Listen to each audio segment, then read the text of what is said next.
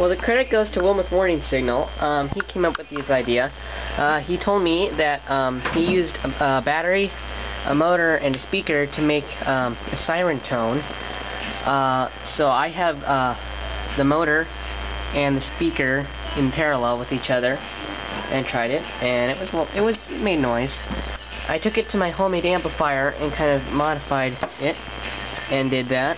And so this is in parallel with the battery, then is parallel to the amplifier. Then the amplifier does its job and makes it louder. Now to get that realistic wind down, I used just a piece of metal wheel for a flywheel, so that keeps the momentum, makes it have a slower wind down. So I'll do a demonstration. Let's see. I'll just put it over the speaker then. Makes some good noise.